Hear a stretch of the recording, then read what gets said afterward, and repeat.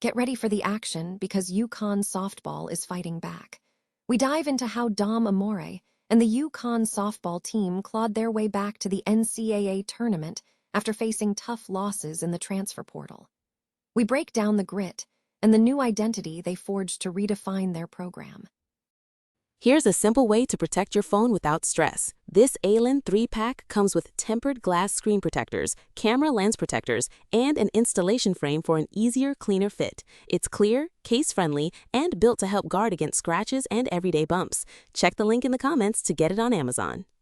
Next up, we switch gears completely and look at academic excellence. We examine how UConn Law Associate Dean Jessica Rubin has been honored with the prestigious AALS Award, recognizing her groundbreaking work in clinical education and animal law.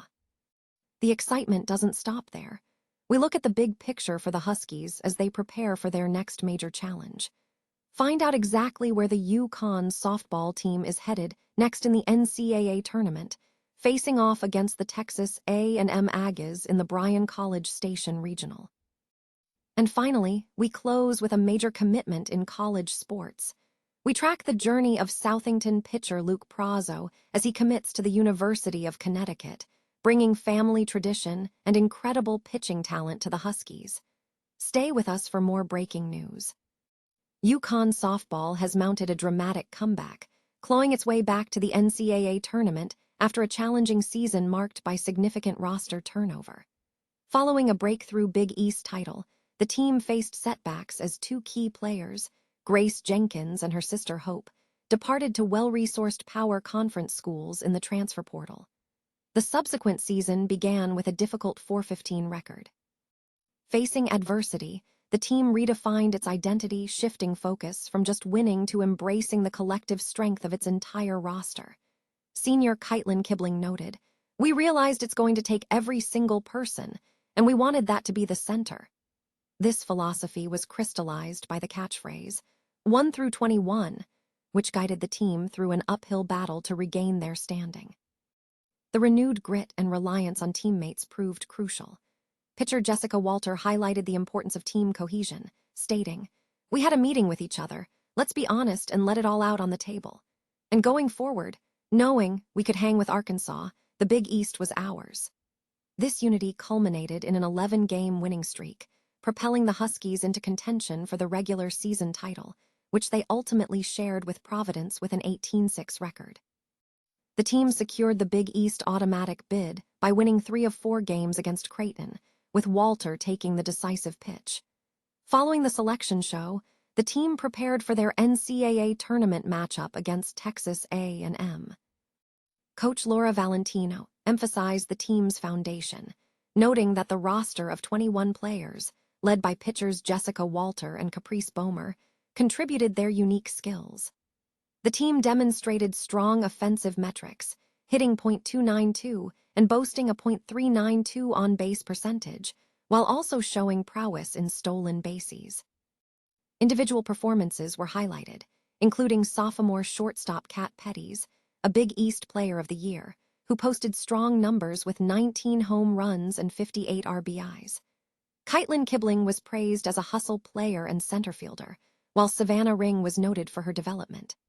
The team's resilience was underscored by their overall performance, winning 23 of their last 28 games.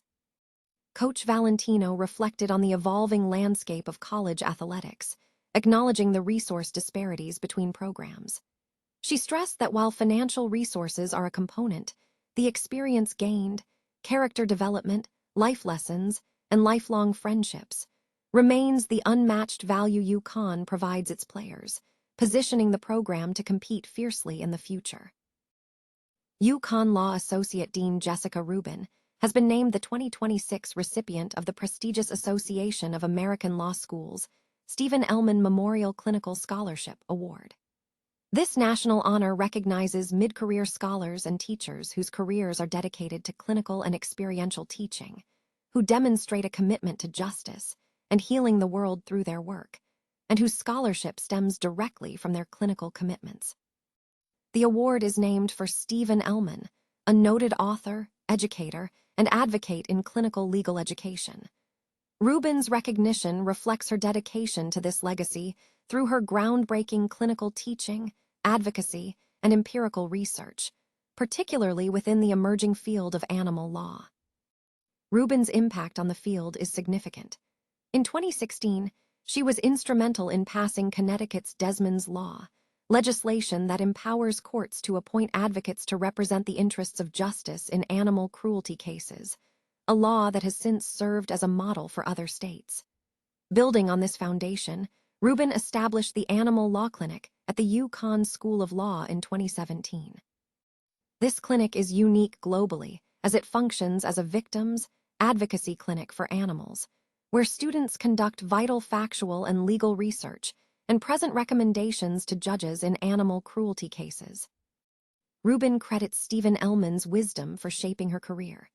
She expressed pride in the efforts of animal law faculty and clinics working to challenge animal exploitation.